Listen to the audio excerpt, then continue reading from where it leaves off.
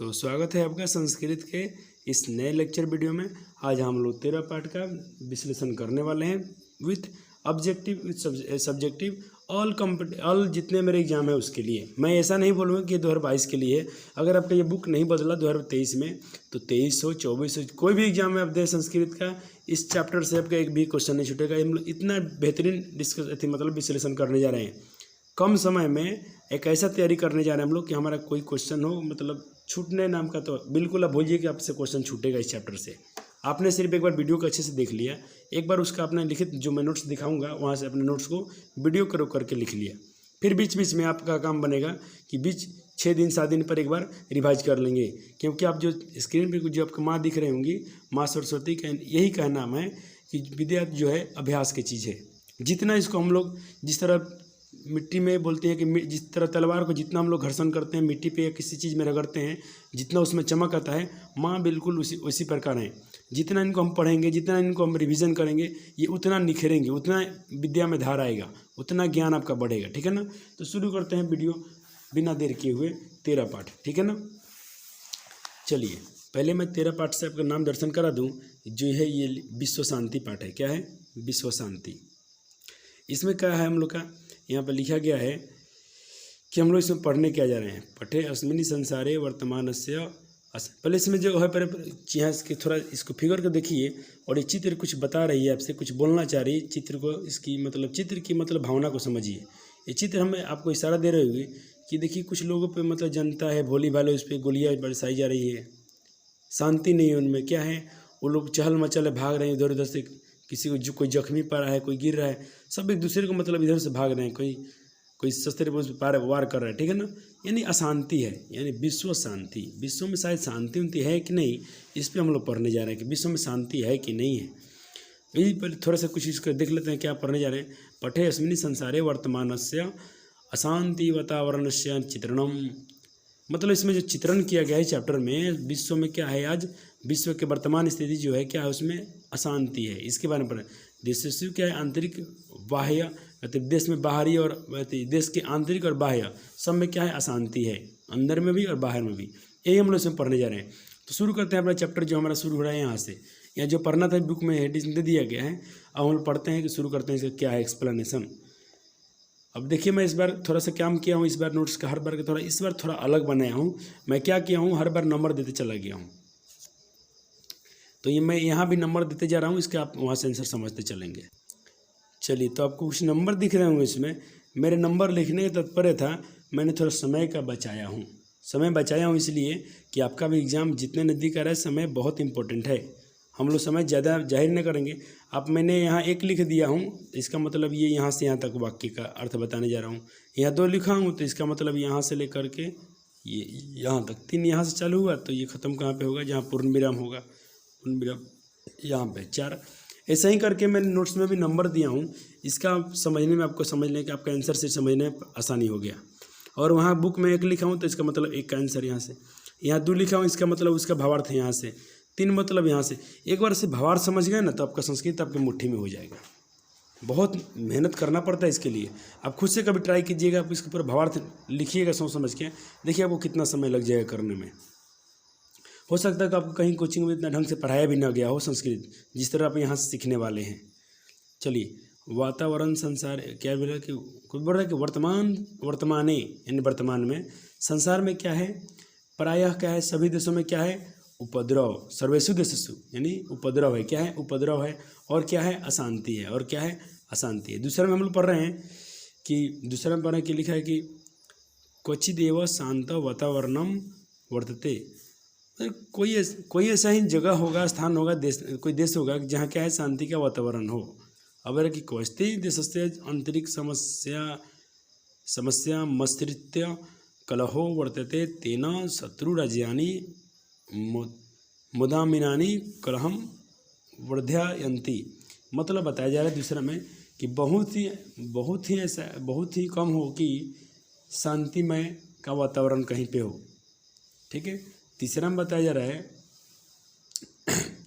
कि कहीं देश में आंतरिक समस्या का लेकर कलह है, जिसे तीसरे का बता रहा हूँ आपको, यहाँ से यहाँ तक कहीं कलह है तो इसका मतलब कि आंतरिक कलह है, और क्या है उसके आगे, उसके बाद में है कि समस्याओं को लेकर क्या है कलह है। जिसे शत्रु राज्य क्या है, यहाँ पर लिखा गया है शत्रु राज्य यानी मोदक।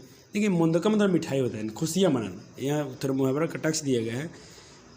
अगर कोई देखता है देश, मान लीजिए हमारा भारत है, हमें थोड़ा कोई मान लीजिए किसी चीज़ के लिए हमारा देश थोड़ा संघर्ष कर रहा है, किसी चीज़ में थोड़ा परेशानी है, तो जो पड़ोसी मुल्क है ना वो हम पे थोड़ा खुश होगा, हंसेगा, तो चलो इसका स्थिति खराब है, जलेगा, वो जलन सी चलती है आज के देश में, ऐसा बताया गया है इस चैप्टर के माध्यम से।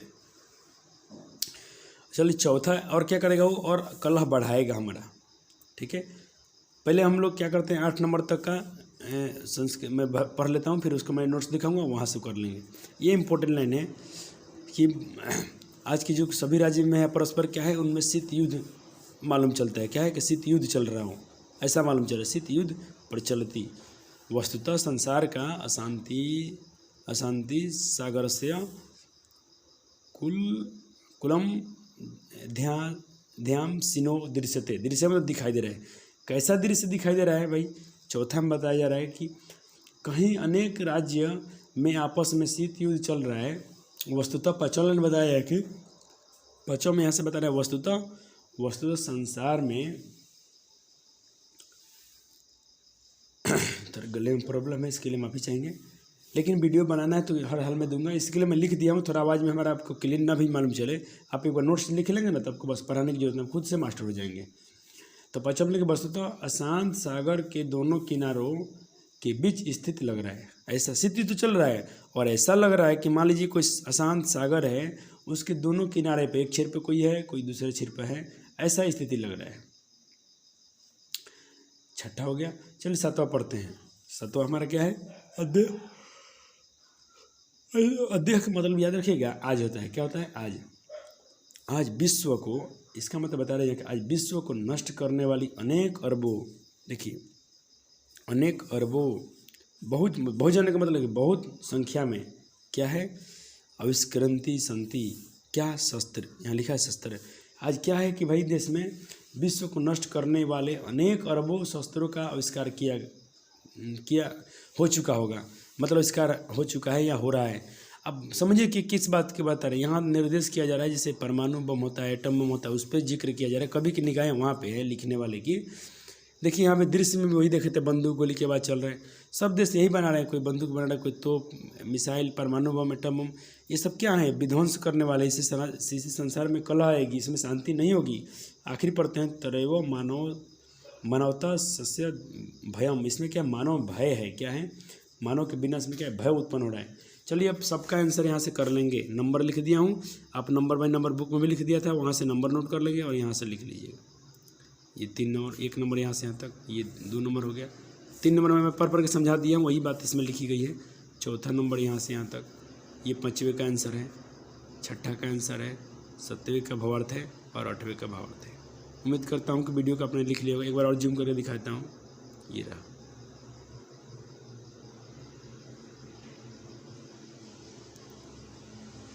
चलिए 9 नंबर में लिखा है कि अशांत करणे तस्या निवारणो पश्चा सावधानतया चिंतनीयो। मतलब देखिए क्या है, इसमें बता रहे कि अशांति के कारण क्या है और उसके निवारण के उपायों को सावधानी से हमें क्या कहे, चिंतन करना चाहिए, सोचना चाहिए, सोचना चाहिए कि भाई इसका कैसे निवारण किया जाए, शांति फैली हुई है। चलिए 9 नंबर था, 10वां का देखते हैं। 10वां नंबर यहाँ से शुरू है और यहाँ पे खत्म होगा नीति तक। तो 10वां बताया जा रहा है कि कारण ज्ञात हो जाने पर, मान लीजिए कि हमारे देश में शांति है और कारण हमको पता हो गया तो उसका निवारण का उपाय भी ज्ञात हो जाता है। इसीलिए हमें कारण ढूंढना चाहिए कि हमारा पढ़ाई में मन क्यों। देखिए मैं इसके दूसरे मोड पर आपको समझाना चाहूँ, मान लीजिए कि आपको पढ़ाई क्यों समझ में आता है, तो उसका मुख्य कारण है कि आपको पढ़ाई समझ में नहीं आ रहा है, इसके लिए आपको उसको पढ़ना नहीं चाहता है। तो हमारे सर जी लोग बोलते थे कि मतलब कोई विद्यार्थी बुरा होता नहीं है, कुछ तो उसका माहौल परिवेश उस पर निर्भर करता है। और दूसरा चीज़ कि बच्चे को और कोई चीज़ समझ में नहीं आता है ना, उसके पढ़ाई से मन विश्वास उठता है। इसलिए बच्चे को जब भी आप कभी पढ़ाएं अपने जीवन में, कभी आपको पढ़ाने का मौका मिले तो उसको इतनी गहन से पढ़ाइए कि जब तक वो समझ ना जाए वहाँ से आप आगे मत बढ़िएगा, और फिर जीरो से बताइएगा कि बच्चा को कुछ आता ना हो, ऐसा समझ के पढ़ाइएगा। ये एक गुण होता है टीचर का और ये होना चाहिए। 11 नंबर प्रश्न बता रहा है, वस्तुतः द्वेष देखिए असहिष्णुता च अशांते कारण ध्यम, ये कारण बता रहे हैं भाई कि असहिष्णुता का मतलब होता है, देखिए मैं इसका शब्द निधि पर ध्यान देंगे तो इसका दिया गया है। असहिष्णुता का मतलब होता है परस्पर उत्कर्ष के प्रति ईर्ष्या। उत्कर्ष मतलब आगे बढ़ना। कोई मान ले देश एक दूसरे की उन्नति कर रहा है तो दूसरा देश क्या है, उसका उन्नति उसको देखा नहीं जाएगा, जलन होगी, इसको बोला जाता है असहिष्णुता। ठीक है, क्या है? अब हो रहा है कि देखिए दिन जो संसार में अशांति है इसके दो कारण है। क्या है? दो कारण है। पहला तो द्वेष और क्या, असहिष्णुता। ठीक है, दो कारण है। चलिए यहाँ पर कितना है और 12 नंबर पर है। एको देशो बड़ा कि एको देशो अपरस्य उत्कर्ष दृश्यति तस्य देशस्य उत्कर्षण्य निरंतरम प्रत्यय। मतलब एक देश अगर आगे बढ़ता है दूसरा देश उसके क्या है, दूसरा देश उसके मतलब निरंतर प्रयास करता है कि ये देश उससे पीछे हट जाए, वो आगे ना बढ़े, उसकी तरक्की नहीं चाहता वो। अब चलिए अब लिखा रहा है कि देश, अब द्वेष मतलब ये दोष हैं, द्वेष कलह जो है, दोष हैं, जो ईर्ष्या जो है, इसके बारे में हम पढ़ रहे हैं। तो ये 18 है। तो चलिए अब आप 17 पहले आप 17 तक लेकर नोट्स यहाँ से नोट कीजिए भाई, जल्दी से कॉपी पेन लीजिए। और ये 9 नंबर से 8 नंबर तक लिख लिए थे आप, उम्मीद करता हूँ वीडियो को अब यहाँ 9 से लिखना चालू कीजिए। 9 नंबर दिख रहा है, 10 नंबर क्लियर आपको दिख रहा है। थोड़ा हैंडराइटिंग अच्छा नहीं, उसके लिए आप क्षमा चाहेंगे। इतना फास्ट लिखते इतना हैंडराइटिंग ख़राब हो गया कि बहुत तेज़ लिखता हूँ, लेकिन राइटिंग थोड़ा कमी है। हाँ, समय देता देखिए आराम से लिखता हूँ तो राइटिंग अच्छा लिख पाता हूँ। कि अभी आपने देखा होगा हिंदी वाला वीडियो में मेरा तो राइटिंग नहीं अच्छा था, मैं बहुत आराम से लिखता। अभी क्या इतना समय का लोचा है, बहुत फास्ट लिखना पड़ता है, तो सॉरी, लेकिन इतना लिखता हूँ कि आप पढ़ लेंगे। ठीक है ना, आप जरूर पढ़ लेंगे। तो ये आपका 14, 15, 16 तक का क्या हो गया, भावार्थ हो गया। चलिए 17 नंबर से शुरू करते हैं। चलिए 17 नंबर यहाँ शुरू होता है। आत्मना एवं मुकुटत्री अष्टिमिति मन्यते। देखिए ये मानवे लिखा है कैसे, हाँ मन्यते लिखा है, मन्यते राजनीतिज्ञस्य और अत्र विशेषण प्रेरका। अब यहाँ 17 नंबर बताया रहा है। देखिए अब यहाँ 17 नंबर नोट कीजिए। अपनी ही उन्नति चाहता है, सब लोग क्या चाहते हैं, अपना ही देश उन्नति चाहते हैं। क्या किस चीज़ में 18 में बता रहे कि राजनीतिज्ञ इसके लिए विशेष रूप से प्रेरक हैं कि सब देश क्या चाहते हैं, अपना ही उन्नति चाहते हैं। 19 नंबर सामान्यतः जना, यानी सामान्य जो लोग हैं न तथा विश्व शांति बलेना प्रवृत्ति जायते। 19 में बता रहे हैं कि सामान्यतः लोग जो होते हैं वैसा विश्वास नहीं करते हुए बल से प्रेरित होते हैं। वो लोग और चीज़ें विश्वास नहीं करते हैं, बल पे विश्वास करते हैं। कोई मजबूत है तो उसी को मानते हैं बाकी लोग, लेकिन राजनीतिज्ञ ऐसा नहीं मानते हैं। 21 नंबर हम लोग पहले यहाँ से पढ़ लेते हैं। क्या 21 ये रहा आपका 21।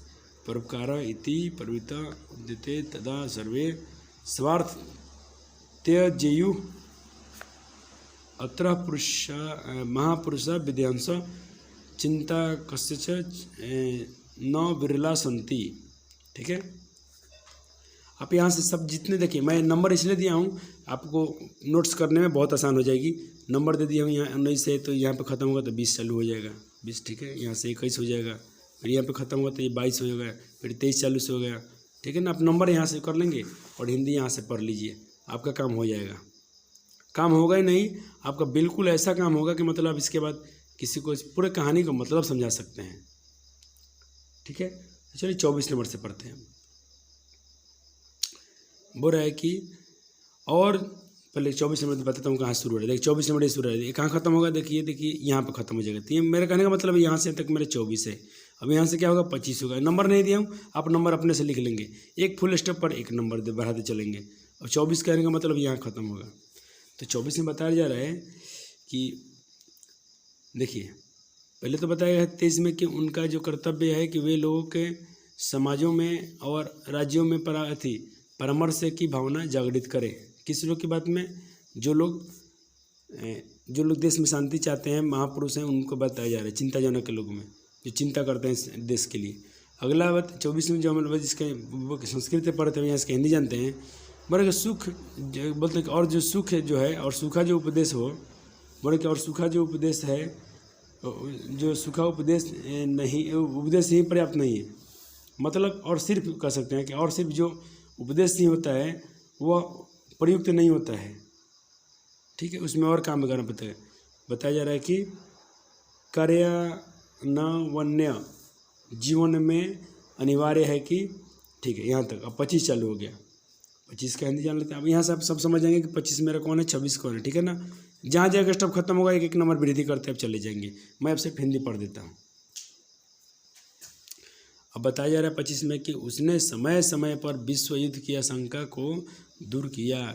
देखिए यहाँ आप संयुक्त राष्ट्र अमेरिका के बारे में पढ़े हैं। देखिए संयुक्त राष्ट्र अमेरिका के बारे में पढ़े हम लोग 24 में। तो संयुक्त राष्ट्र अमेरिका के बारे में आप थोड़ा सा बाकी विषय में पढ़े होंगे कि है क्या।